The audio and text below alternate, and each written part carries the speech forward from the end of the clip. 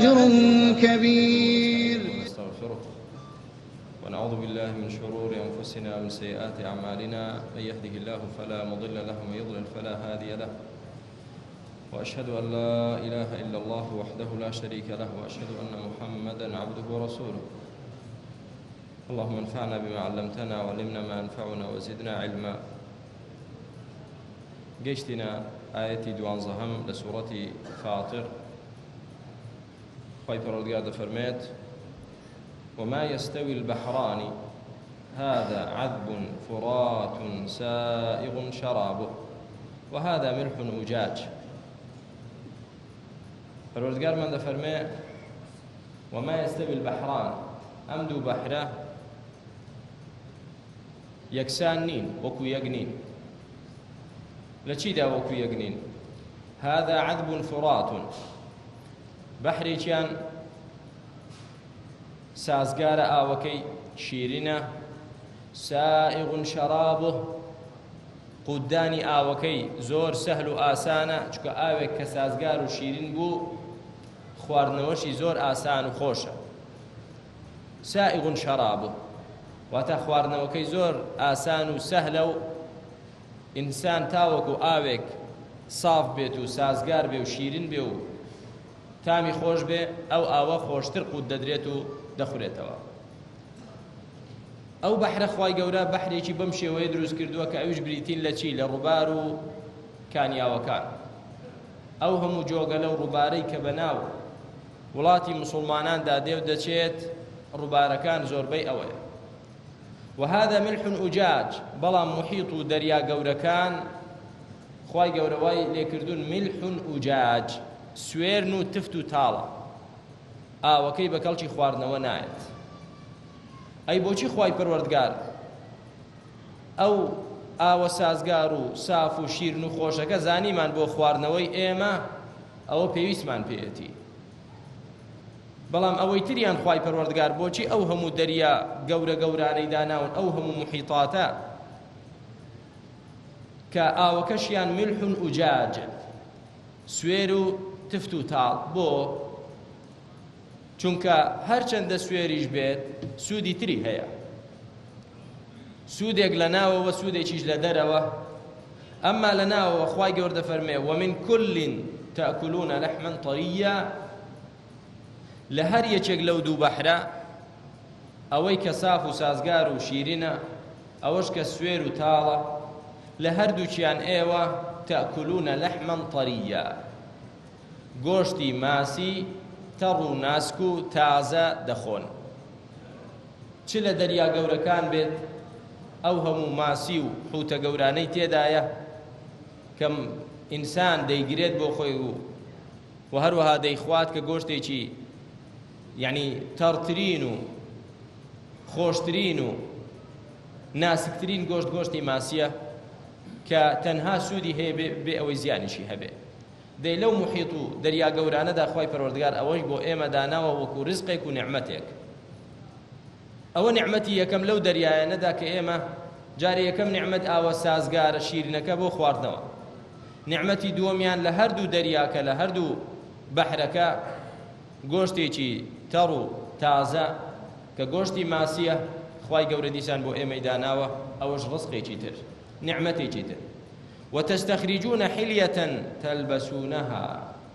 وهروها لنا أو ربارة لنا أو بحر قورانا دا چه دردين ايوه؟ حلية يعني خشلو جوهرو لؤلؤ مرجانو أوشتا قنام بها جوان الرازاوانيك لناو بحر درد هندريت بوچی بەکاردێت؟ تەلبەسوونەها، تەماشا دەکەین بە تایبەتی ئافرەتان بە خۆیانی وەدەکەن و خۆیانی پێدەڕازێنەوە بۆ پیاوەکانیان. ئەوەش نیعمەتێکی ترە بەڕاستی کە چەندەشتی جوان و ڕازاوە و گرانبەها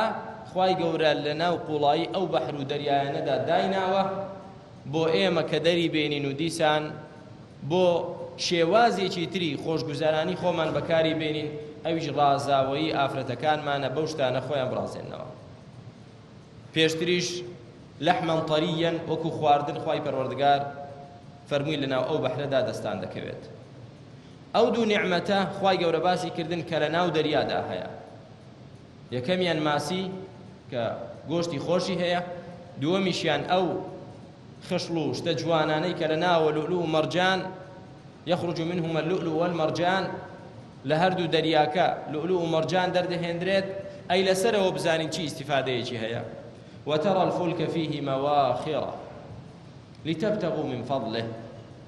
تەماشاش دەکەی خوای پەروەردگار طەبیعەت و سروشتی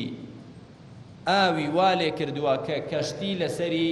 دەڕوات و نقم نابێ. مەواخرە پێشی کەشتی چۆنە براکانم؟ پێشی کەشتی ئاوە لە شێوەیەکی تیژدایە مەواخر بۆ ئەوەی چی شەق بکات، ئاوەکە شەق دەکات و دەڕوات پێیدا. دەی کەشتیەک بێنە ئینە سەفینەتە لا تەجری عەلە اليەبەسی، کەشتیەک بێنە بڵێ لەسەر دەشت لەسەر خاک و خۆڵ و لە وشکانی لێی دەخڕم لێ ناخڕندێ. بەڵام کەچی خوای گەورە طەبیعەتی ئاوی وا لێ کردووە ئەو هەموو کەشتیە گەورە گەورانە ئەم ئاوە شەق دەکات و پێیدا دەڕوات. بۆ چ نیعمەت و سوودێکی ئێمەی تێدایە؟ لتبتغوا من فضله،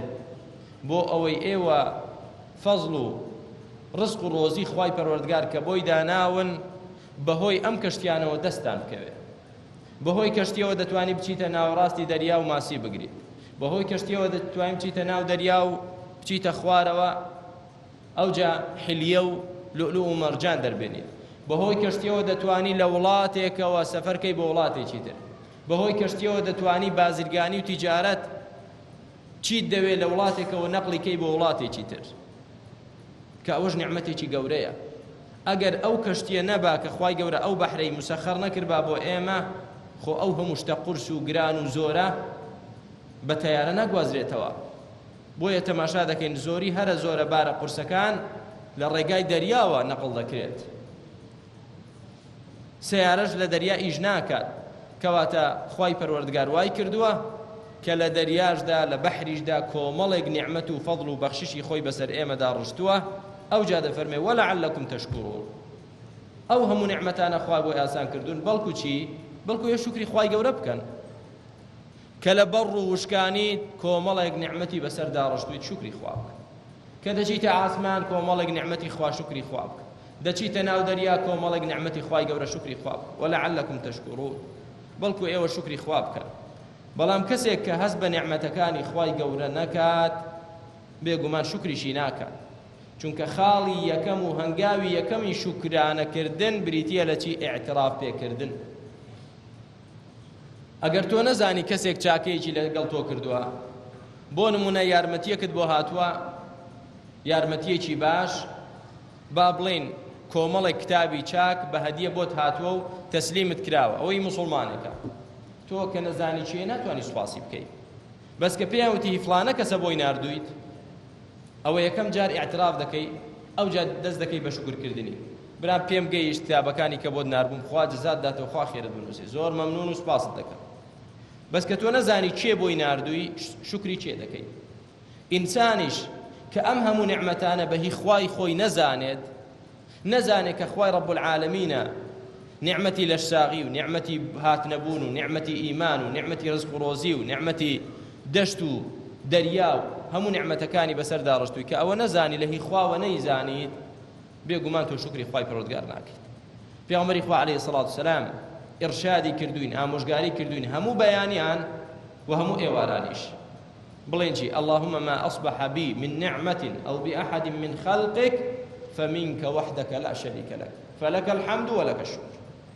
ئەی خوای پەروەردگار، من ئەمڕۆ بەیانیم کردەوە ئەو نیعمەتانەی کە دەیان بینم لە خۆمدا و لە دەوروبەرمدا، ئەو نیعمەتانەی بەسەرت داڕشتم هەمووی هی تۆیە. فمنك وحدك لا شريك لك. هەموو نیعمەتەکانی لە خۆمدا و لە غەیری خۆشمدا دەیان بینم، خوای پەروەردگار ئەوە هەمووی لە تۆوە بەتەنها شەریکت نییە، کەسی تر لەگەڵ تۆ نیعمەتی بە ئێمە نەکردووە، هەمووی هی تۆیە. دەیکە هی تۆیە فمنك وحدك، ئەوە یەکەم جار اعترافت کرد، ئەو جا دەڵێ چی؟ فلك الحمد ولك الشكر، دەی حەمد و شکر و سوپاسیش بۆ تۆی ئەی خوای پەروەردگار.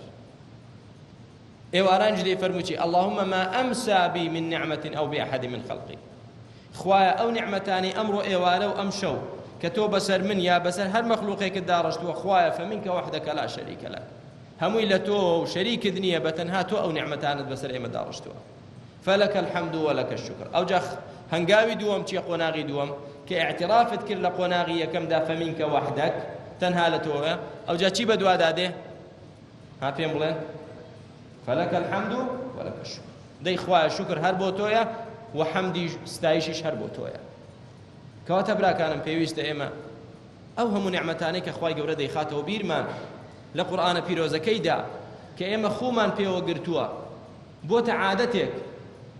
هەستی پێ ناکەیت کە چ نعمەتێکی زۆرە خوای گەورە دەیخاتەوە بیرت بۆی کە تۆ بزانیت خوا چ نعمەتێکی بە تۆ ڕشتووە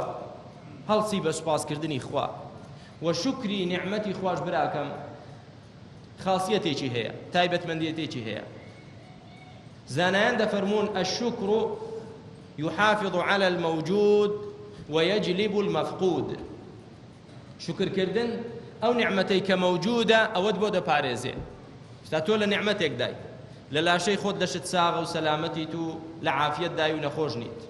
ماڵ و منداڵت سەلامەتە الحەمدوللا ڕزق و ڕۆزیەکت هەیە سوپاس بۆ خوا جێگا و ڕێگات هەیە سوپاس بۆ خوا ئیمانت هەیە الحەمدوللا ئەوە نعمەتێکە کە مەوجودە لە تۆدا جارێ کە شکری خوا بکەی ئەو نعمەتانەی کە مەوجودن ئەوانە خوا بۆت دەپارێزێ ويجلب المفقود ئەو نعمەتانەی تریش کە تۆ حەز دەکەی بە نسیبت بێ و جارێ مەوجود نیە تێدا خوای گەورە ئەویشت بۆ دێنێ بەبەڵگەی لئن شەکەرتم لەئەزیدەنەکم خوای گەورە دەفەرمێ کە ئێوە شکری من بکەن من نعمەتتان بۆ زیاد دەکەم یعنی ئەوەی هەیە هەر دەمێنێ ئیتریشتان بۆ دێنم ئەی کە بێت و کوفرانەی نعمەت بکەین شکری خوا نەکەین کوفرانەی نعمەتی خوا و شکر نەکردنی نعمەتی خوش خاصیەتێکی هەیە نعمەتی تازە و زیادەت بۆ نایە ئەوەش کە هاتە لە دەستت دەچێت ئەوەش کە هاتە ئەو نعمەتەش کە تێیدای لە دەستت دەچێت خواهي پروردگار فرمي ضرب الله مثلا قرية كانت آمنة مطمئنة يأتيها رزقها رغدا من كل مكان فكفرت بأنعم الله فأذاقها الله لباس الجوع والخوف بومن باسي شارك دكا بنمونه بومن دينتو خواهي قولا كخواهي پروردگار نعمتي أمن آسايش نعمتي رزق روزيشي بسر دارشتبو بلام لجياتي شكري نعمت فكفرت بأنعم الله يعني شي كفراني نعمة خواهي فأذاقها الله خواهي قولت شي بم شارة شيشت لباس الجوع والخوف يعني شي پوشاچی چی بەسەردا کردن بەبەردا کردن پۆشاچی برسێتی و ترس ئەو ڕزق و ڕۆزی کە هەیان بوو خوا لەیستەنەوە تووشی برسێتی کردن و ئەو ئەمن و ئاسایشەش هەیان بوو دیسان خوای گەورە لەیستەنەوە تووشی ترس و خەوف و کوشتار و قەتڵ و قیتال و دزی و جەردەیی کردن کەواتە بزانە کە کوفری نعمەتی خوا بکەی نەک نعمەتی تازت بۆ نایە ئەو نعمەتەی کە هەتا ئەویشت لە دەست دەچێت کە شکری نعمەتی خوا بکەی خوای گەورە نعمەتەکەت بۆ دەپارێزێ و هیتریشت بۆ دێنێ کەواتە براکەم ئێمە وەکو تاک با شکری نعمەت بکەین و وەکو کۆمەلگا وڵاتیش پێویستە شکری نعمەتی خوا بکەین سوێن بەخوا ئەو ئەمن و ئاسایشەی کە ئێمە تێیداین لە خواوەیە فەمینکە وەحدەکە لا شەریکە لەک لە خوای پەروەردگارەوەیە خوای پەروەردگار نعمەتی وای بەسەر ئێمەی گەلی کووردا ڕشتووە کە بە خەونیش خەونمان پێوە نەدەدیت کە بە خەیاڵیشماندا نەدەهات ئەمڕۆ ئێمە لە نعمەتێکی ئاوادا بژین سوپاس بۆ خوای گەورە بەڵێ خوای گەورە خێری هەموو کەسێک بنووسێ کە هەوڵی داوە بۆ ئەوەی کە ئەمن و ئاسایش بەرقەرار بێت بۆ ئەوەی کە خەڵکی ئیسراحەت بێت بەڵام ئەو نعمەتە لە هی نەهی خۆمان و نەهی هیچ کەسی نازانین تەنها لە خواوە نەبێت چونکە هەوڵی ئێمە چ دەکا کە خوا نەیەوێت خۆ ساڵانێکی زۆریش هەوڵ هەبوو بەڵام چونکە خوا نەیویست بوو ئەو نعمەتێک کە ئێستا تێیداین نەهات بزانن کە خوای پەروەردگار ویستی لە تونس خەڵکی ئازاد بێت لە خلالی چەند ڕۆژێکدا تەماشا دەکەین ئەو نظامە یەکسەر هەڵگەڕایەوە ئایا شان و بازووی خۆیان بوو یا خوا ویستی ئەی بۆ پێشتر کەس نەیدەتوانی و نەیدەوێرە ئەوە بکە کەس نەیدەتوانی برا لە میسر ئەوە لە وڵاتی تر تەماشا دەکەین خوای پەروەردگار کە بیەوێ وەزعێک بگۆڕێ یعز من یەشا و یذل من یەشا چێی بیەوێ زەلیلی دەکا لەو پەڕی دەسەڵاتەوە دەهێنتە سفر چێشی بیوێ بە عیزەتی دەکا و بەرزی دەکاتەوە ئێمە برا لە ژیانی خۆماندا نەک با و باپیرانمان بۆمان باسکەن هەر لەو ژیانە کورتەی خۆماندا چەند تەجروبەیەکمان بینی ئەو سەدامەی کە نەمان دەوێرا لە ماڵەکانماندا باسی بکەین لە چاڵێکدا خۆی شاردەوە و هێنایەنە دەرەوە و ڕیسوا و زەلیلیش بوو لەو دەسەڵاتە بەرزەوە بۆ کوێ بۆ چاڵێک چۆن خوا زەلیلی کرد غەیری ئەویش چەند تەجروبەیەکمان لە ژیانی خۆمان بینی بۆ ئەوەی بۆت دەرکەوێت کە ئیرادەی خوا چەند گەورەیە و لەسەروی هەموو ئیرادە ویستێکە کە خوا بێوێ شتێکا دەیکات کە نەشیوێ ناکرێت کەواتە با شکری نیعمەتی خوا بکەین ئەو ئەمن و ئاسایش و نیعمەت و ڕزق و ڕۆزیەی کە ئێمە ئەمڕۆ تێیدانی وەکو وڵات و وەکو تاچیش با بۆمان خوای گەورە بپارێزێ و بۆمان زیادکە بەچی بەوە دەبێ شکری خوا بکەین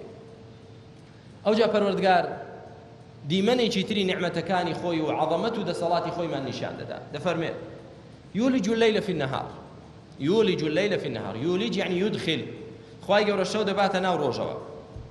ويولج النهار في الليل وڕۆژیش دەباتە ناو شەوەوە یعنی چی برا دەیباتە ناو یەکتر تەماشا دەکەین براکەم خوای پەروەردگار چەند کاتێک چەند سەعاتێک لە ڕۆژ دەستێنێ بۆ شەو کەواتە شەوی بردە ناو ڕۆژەوە یعنی بەشێک شەو بەشێک لە ڕۆژی داگیر کرد جاران شەو بۆ نمونە 12 سەعات بوو تەماشا دەکەی لە زستاندا شەو دەبێتە چەند سەعات بوو بە چەند بۆ نمونە دەبێتە 14-15 سەعات ئەو 3 سەعاتەی لەکوێ هێنا لە چی وەریگرت لە ڕۆژ کوردبەوە لە هاویندا تەماشا دەکەین ڕۆژ چەند سەعاتێکی شەو وەردەگرێ بۆ خۆی ئەوە چۆن وای لێ دێ ئەوەیە کە خوا پێمان دەفەرمێ یولج الليل في النهار ويولج النهار في الليل لە زستان و لە هاویندا بەو شێوەیە شەو بەسەر ڕۆژدا دێنێت چەند سەعاتێکی لێ دەبا ڕۆژ بەسەر شەودا دێنێت چەند سەعاتێکی لێ دەبا ئەو درێژ دەکا ئەو کورتی دەکا بۆ بەگاڵتە نییە بۆ حکمەتێکە بۆ مەسلحەتی خەڵکە بۆ بەرژەوەندی خەڵکە بەڵام زۆرێک لە زۆرانی خەڵکی هەر نازانن حکمت چییە و بۆ وای لێ دێ و بۆ ڕۆژ درێژ دەبێ و بۆ شەو درێژ دەبێت و ئەو بۆ کورد دەبێ و بۆ هەندێک کادا یەکسان دەبنەوە هەمووی براگیان بەڵگەیە لەسەر دووشت یەکەمیان بەڵگەیە لەسەر عەظەمەتی ڕەب العالەمین ئەگەر هەموو پسپۆڕ و زانا و فەیلسوفەکان و دەسەڵاتدارەکان و دۆڵەمەندەکانی دنیا کۆ ببنەوە یەک سەعاتی ڕۆژ بکەنە شەو ناتوانن والله یەک سەعاتی ڕۆژیان پێ ناکرێتە شەو و یەک سەعاتی شەویشیان پێ ناکرێتە ڕۆژ بەڵام تەماشا دەکەی خوای پەروەردگار زۆر بە ئاسانی چەند سەعاتێکی ڕۆژت بۆ دەکا بە شەو چەند سەعاتێکی شەوت بۆ دەکا بە ڕۆژ ئەوە بەڵگەیە لەسەر عەظەمەتی ئەو لە لایەکی تریشەوە بەڵگەیە لەسەر حکمەتی خوای پەروەردگار کە بۆ بەڕێوەبردنی ئەو بوونەوەرە جۆرەها نظامی داناوە هەمووشی لە مەسلحەت و بەرژەوەندی خەڵکدایە جا هەیە هەست بەو حکمەتە دەکا و هەشە نازانێ نعمەتێکی تر وەسەخەڕە الشەمسە والقەمەڕ خوای پەروەردگار تشی تەسخیر کردووە تەسخیر براکانم یعنی ژێرباری کردووە ملکەچی کردووە خوای گەورە ئەو خۆرە گەورەی ملکەچ کردووە ئێمە ئەمڕۆ کە لەسەر ڕووی زەوین بە خوێندەوار و بە نەخوێندەوارمانەوە وا دەبینین خۆر گەورەترە وا دەبینین دەڵێم وا دەبینین خۆر گەورەترە یان زەوی کە ئێمە لەسەرین ها کاکە زەوی وانە بڕۆ بە سەعات بڕۆ بە سەعات نەک بە سەیارە بە تەیارە بە سەعات دەڕۆی تاوەکو لە وڵاتێکەوە دەگەیتە وڵاتێک هەمووی هەر زەویە هەمووی بەڵام ئەو زەویە لە چاو ئەو خۆرێک کە ئێمە دەبینین هیچ نییە خۆر گەورەترینی خۆر لە چاو زەویدا هەر زۆر زۆرە دەی خوای پەروەردگار ئەو خۆرە گەورەی مسەخەر کردووە و هەروەها مانجیشی مسەخەر کردووە ئەو خۆرە بەیانیان دەبێت لەوێەوە هەڵبێت لەولا ئاوا بێت ئەو جا نیزامەکەی چۆنە خوای گەورە خۆی دەزانێت و ئەو مانگەش بۆ چی بۆ مانگێک تەماشا دەکەین بۆی نظامی مانگەکانمان بۆ ڕێک بکەوێت شەو ڕۆژ دروست بێت 12 مانگە دروست بێت بە خۆر ئاوابوون و هەڵاتن شەو ڕۆژ دروست بێت شەومان پێویستە بۆ ئیسراحەتمان ڕۆژمان پێویستە بۆ کەسابەتمان تەماشا دەکەین خوای پەروەردگار ئەو خۆرە مەزنە گەورەی لەو ئاسمانە لەو بۆشایەدا ڕاگرت و دەیسوڕێنێ لەسەر سکەیەک بۆ مەسلحەتی ئێمە ئایا ئێمە دەتوانین تۆپێکی بچووک لە بۆشایی ئاسماندا ڕاگرین نەکە ڕاشین ئەوجا بژڵین دەبێت ڕۆژانە ئەلێ و تۆپە ئەلێ ڕاهەڵ بێت بچێتە ئەو لا ئاوا بێت بەبێ ئەوەی هیچ حەبلێک بەبێ هیچ پایەک بەبێ هیچ زەختێک ناتوانێت دێ ئەو هەموو خۆرە گەورە خوای گەورە مسەخەری کردووە وەسەخەڕە الشەمسە والقەمەڕ جا خوایەک ئەو خۆرە گەورە و ئەو مانگە تەسخیر کات و ملکەچ و ژێرباری کات و ڕامی بێنێ لەسەر نظامێک بڕوا كل يجري لأجل مسمى هەر هەمووی دەڕوا بۆ کاتێکی دیاری کراو خۆر دەڕوا لە سکەی خۆیدا تا ئاوا دەبێت مانگ